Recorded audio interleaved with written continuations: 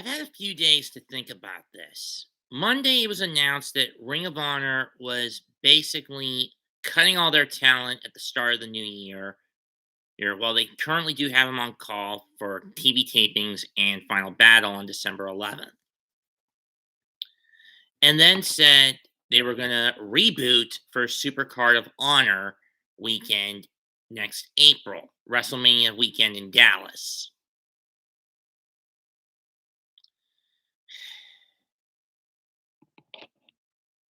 Given how Ring of Honor was in a bit of a flux in 2019 and the first part of 2020, did I figure the end was coming? Kind of.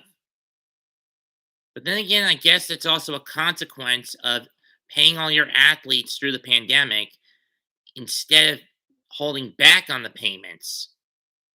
I mean, Silkin does care about his wrestlers. I'll give him that much.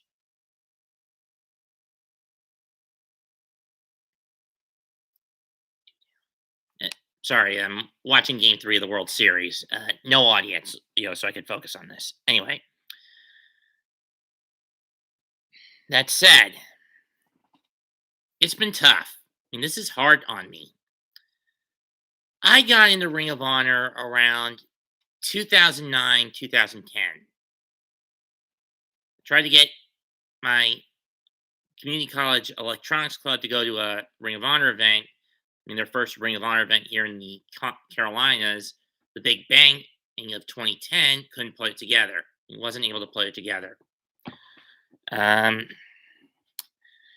but I did follow the product from then on out. My first pay per view of Ring of Honors I ever bought, Final Battle 2010, because I wanted to see how the feud of the year between Kevin Steen and El Generico ended up. I also have a Ring of Honor DVD on my shelf, though it's not one, it's a rather obscure one. It's in pretty bad shape.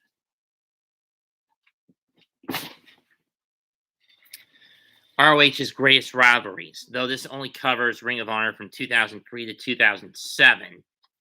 That being said, it's what got me interested in the product. Then, in that pay per view I ordered, it was back when they had that GoFightLive.tv agreement. Then from 2011 through 2012, I ordered a majority of Ring of Honor's pay per views on GoFight, with events like the 9th anniversary show, Honor Takes Center Stage Nights 1 and 2, Best in the World 2011, the day Davey Richards won the world title, Death Before Dishonor 9, even though I wasn't able to catch all of it, Final Battle 2011, the 10th anniversary show, Young Wolves Rising, both days of Showdown the Sun, but then they terminated the Go Fight thing in 2012. I then decided, and then I learned they were doing they're doing the streams on their own website. When that happened, I decided to try that out. And I watched Final Battle Doomsday 2012 through that, Ladder War 4, and the 11th anniversary show, and Super Card of Honor 7, Global Wars, and Best in the World. But then there were some glitches. Braves just won, folks. 2-1 Atlanta. As much as I hate rooting for the Braves, I just want them to get revenge. Anyway,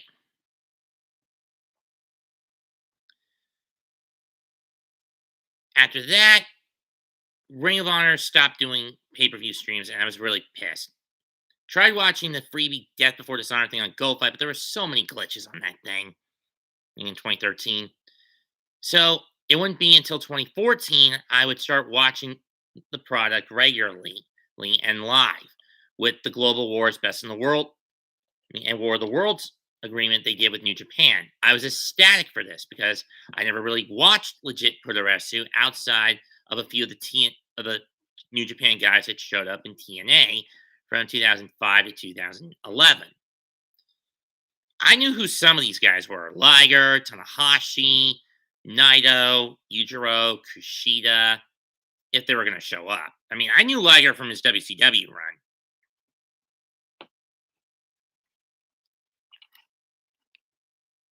and I was blown away by this working relationship.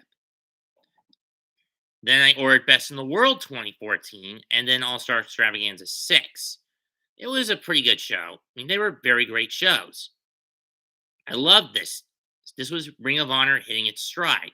And then it was announced in 2015 at the G125, they entered a working relationship with New Japan Pro Wrestling. And by proxy, that hooked them up with the CMLL promotion. I saw Jay Lethal capture the Ring of Honor World title at Best in the World 2015 on television. It was a shocking outcome I didn't expect. We have ordered Death Before Dishonor 13, but my credit card got hacked and I had to get a new one, so I couldn't watch that one. Then I watched All Star Extravaganza 8. A lot of this was done behind my mom's back. She wouldn't find out about this until around 2016 or 17. Anyway, then January 2016, Cabarrus Event Center. Ring of Honor held their first television tapings there. I went to it with my father. It was pretty good. I mean, I got to talk to Moose, War Machine, the Young Bucks, Steve Carino. Didn't have a lot of photos for that one on my Facebook file, but it was a good show. Then I watched the 14th anniversary on pay-per-view. Love that. Global Wars. Not one of the best endings, but I did find it okay. Then I found out Darwin, can you please not do everything in caps? If I have blind subscribers or viewers, you're gonna screw them up. You're gonna shock them. So do it in lowercase instead of screaming. I know you're a kid. You're a little kid, but please. No all caps.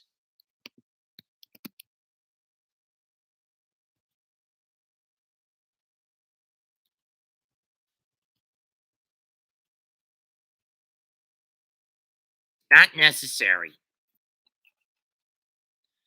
Anyway, 2016 Best in the World, Cabarrus Arena, the main venue. Kamaitachi, aka Hiromu Takahashi, and Jay White showed up. The former was competing. The latter had signed an excursion contract with ROH. It was a good show, but I found that the card's time lengths were way too balanced out, in my opinion.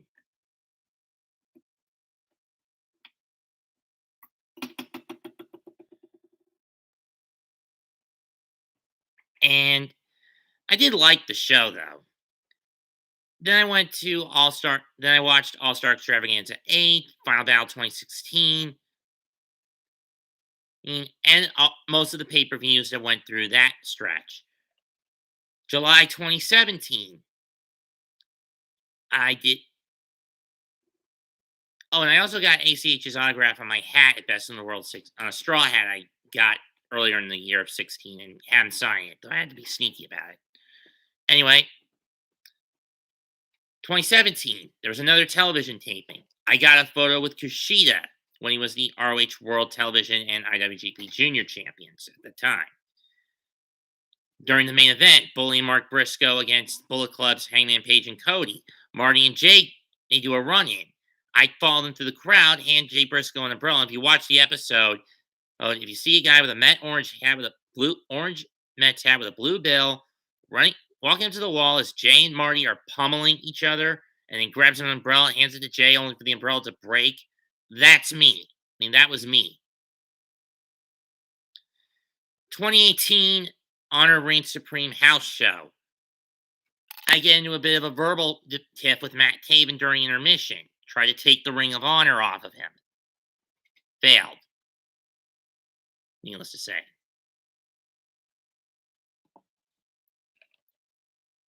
Wasn't able to watch any of the pay-per-views as my Ring of Honor account was starting to act up on me. Plus, my mom had swapped out the dish for a Fire Stick midway through near the tail end of 2017, and that got me upset.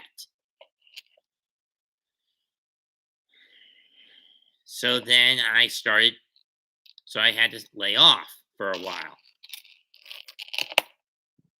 Though I could do it through my Xbox. I then 2019, nearly missed Honor Reigns Supreme that year because my dad ended up getting sick, and my mom had to print out the tickets, drop me off at the venue, and I had to go it alone. And I did fairly well. Got autographs and photographs with Nick Aldis and Jay Lethal. 2018, I got one with Dalton Castle.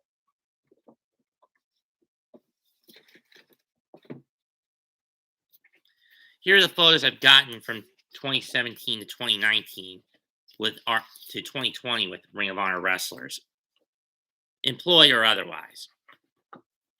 Kushida, this was 2017. Dalton Castle, 2018. January of 2019, Jay Lethal and Nick Aldis. He was there to announce something else that caught me off guard when it was announced that Ring of Honor and the NWA were going to be doing a collaborative with one of the oldest tag team wrestling tournaments known, the Jim Crockett Memorial Cup, which screamed to me they were bringing back the NWA World Tag Titles. Sure enough, they were, and I got this autograph that night on April 27, 2019. Yuji Nagata. And then came 2020, their last show before in the Carolinas before the pandemic hit. I got an autograph and photo with Dragon Lee. But then once the pandemic, or as I'm calling it, the scamdemic hit, not going to go into why I call it that.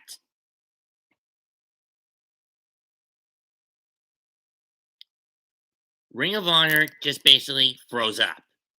And then it wasn't until like August or September they got back in the game, but with the caveat that it was all empty venue shows. Basically,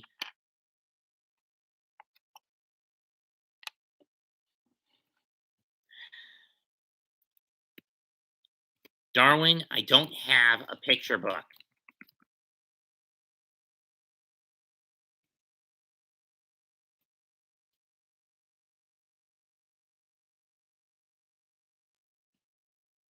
Sheesh.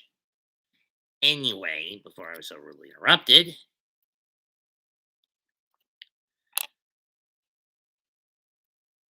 I was starting to get back into the product. I mean, especially it helped a little more now that I had a airwave television antenna where I can, with the stations, where I could pick up of the Ring of Honor shows.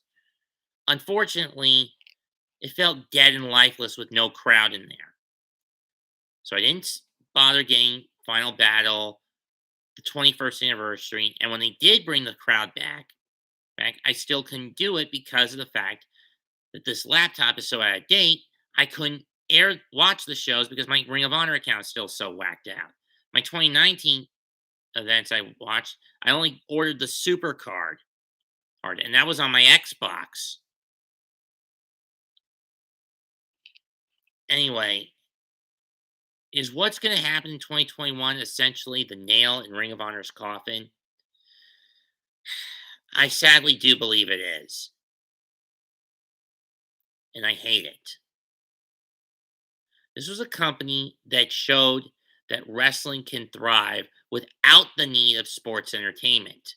Just straight up pro wrestling. I mean, I'm a good friend, a Twitch follower and a Discord follower of Jay Lethal. I've talked to him a few times on Discord. Once or twice on Discord.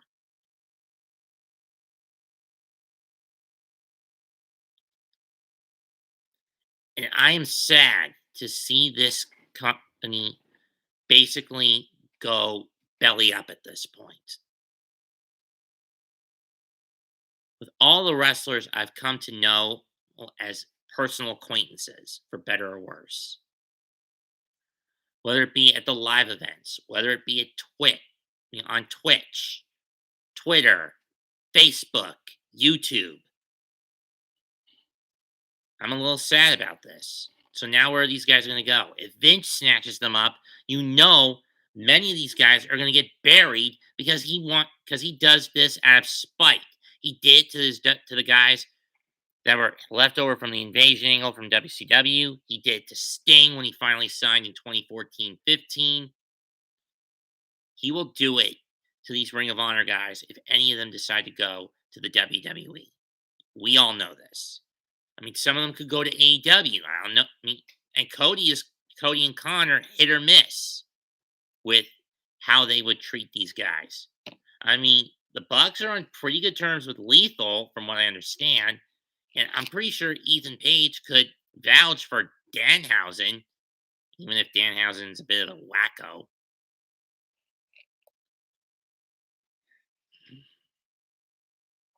But where the rest go? I mean, Lethal does have another option in Impact since he spent a good chunk of his tenure there too.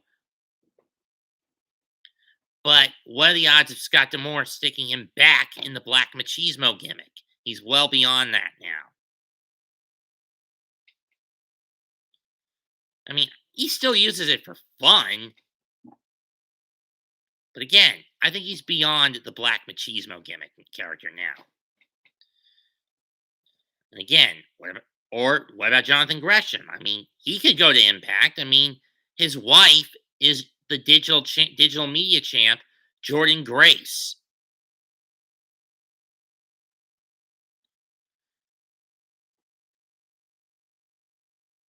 I don't know how things are going to pan out for this company or what's left of it. I mean, to be fair, it's not going belly up in the same way Chikara did. That went belly up because of scandals involving its owner, Lightning Mike Quackenbush, who got caught up in the speak out crap.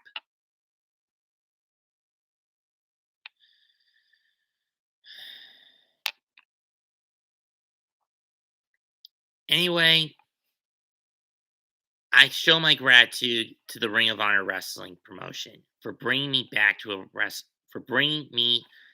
for introducing me to what wrestling was truly all about. It wasn't about the gimmicks, it wasn't about the entertainment so much as it was about the skill, the refined art and sport of professional wrestling.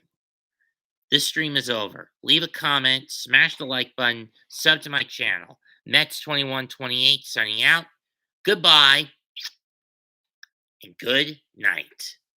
Bang.